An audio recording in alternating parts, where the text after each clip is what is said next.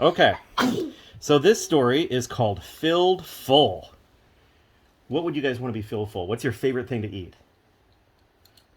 Do you have a favorite food? No. You don't have a favorite food? I would like McDonald's. McDonald's. You were filled full yesterday, huh? Of McDonald's. Candy? Yeah, okay. Pizza. Pizza? Oh, pizza sounds good.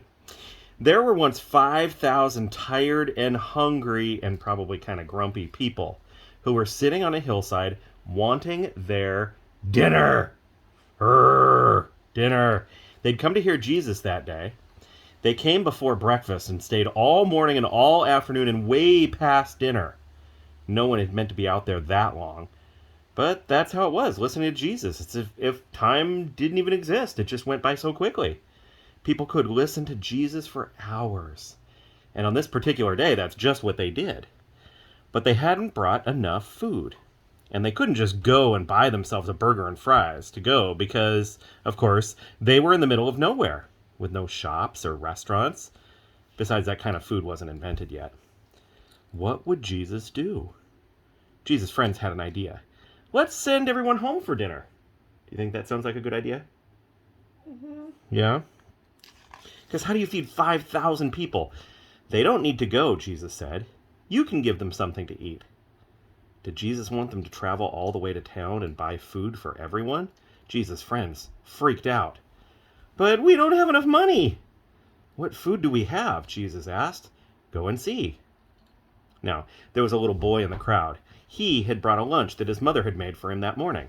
He looked at his 5 loaves and 2 little fish, and it really wasn't much, not nearly enough for 5,000 people, but it was all he had. I have some, he said.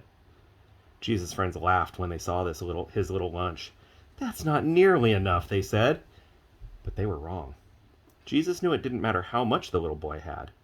God would make it enough, even more than enough. Jesus said, "Bring me what you have."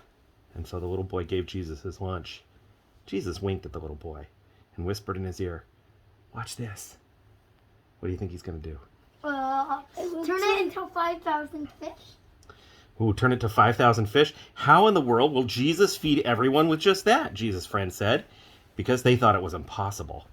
But Jesus knew that the one who made all the fish in the oceans, and Jesus knew the one who in the very beginning had made everything out of nothing at all. How hard would something like this be for someone like that? Ooh, look at that. Do those look like good-looking fish?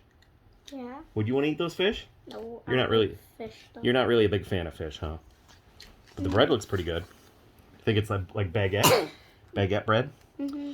Jesus took the little boy's lunch, looked up to heaven, and thanked God. Then Jesus gave the little lunch back to his friends. As Jesus' friends started to hand out the food, do you know what? It was the strangest thing. No matter how much they broke off, there was always more and more and more. Enough for 5,000 people. Everyone ate as much as they wanted. Seconds, thirds, even fourths. Until they were full. And still, even after that, there were leftovers. Remember what leftovers are? Mm-hmm. Extra food, even after you're all full. Well, Jesus did a lot of miracles like this. Things people thought couldn't happen. That didn't seem natural. But it was the most natural thing in all the world. It's what God had been doing from the beginning, of course. Taking the nothing and making it everything. Taking the emptiness and filling it up. Taking the darkness and making it light. So if you were in that story, you would want it to be hamburgers, huh? Cheeseburgers? Endless cheeseburgers? With leftovers? And Rainer, what's your favorite food? Would you want pizza or mac and cheese? Pizza. Pizza. Cheese pizza? With leftovers?